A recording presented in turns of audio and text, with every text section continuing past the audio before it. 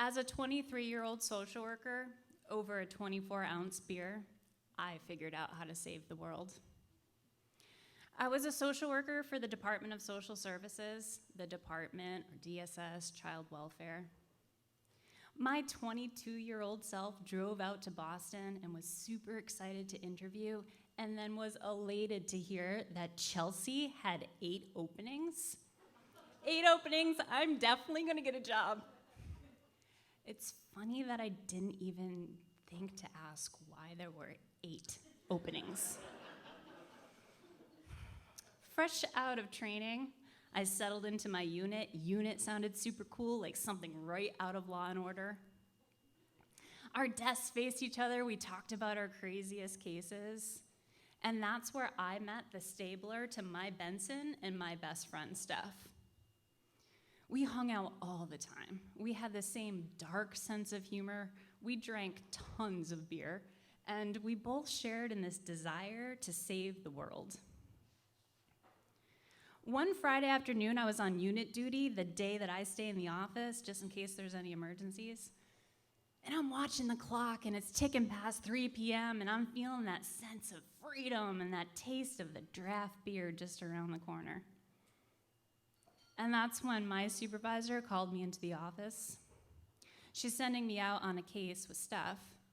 A foster mother had to go to the hospital, so we had to go pick up one of Steph's foster kids and place him somewhere else for the night.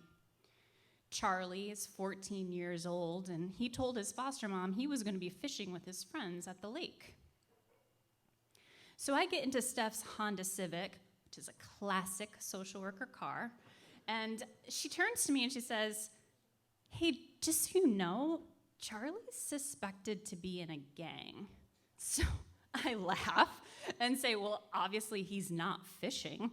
And she says, "Probably not." So I roll down the window and I yell out into the city streets, "Charlie, where are you?" Because it seemed just as likely to find him that way than fishing at the lake at now 4 p.m. on a Friday. But I took out that big paper map and I was going to direct her out of the city. We just decided we would do our due diligence and drive around the lake, and when we couldn't find him, we would just come on back and dump that case off at the after-hours crew. As our car started to turn and wind along the tree-lined streets of the suburbs, we see a group of boys walking around the bend. As we drive closer, our necks swivel, and Steph says, "That's him." So she parks the car and she leaves me in it, and she's gonna go talk to Charlie and his friends. And as I'm watching her talk with this group of teenage boys with no fishing poles, I get this feeling coming over my stomach, that feeling that made me want to get out my cell phone, one of those big old school chunky ones with the antenna. I turned it on and plugged in 9 and 1 just to be ready.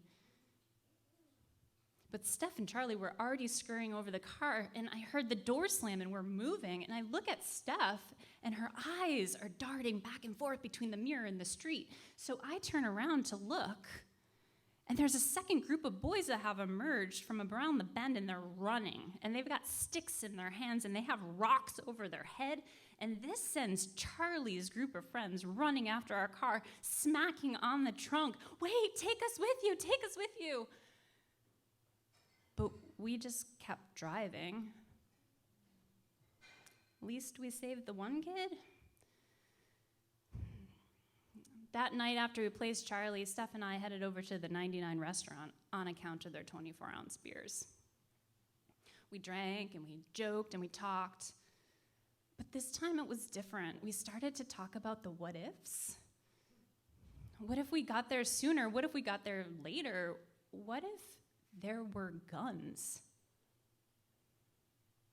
We knew something had to be different this time, and that's why on Monday morning, we were the ones to call the meeting. We were the ones to sit at that long boardroom table with the 3-tier hierarchy of management, and we were there to tell our story, and we were clever about it, because we came equipped with the language that we knew would get their attention.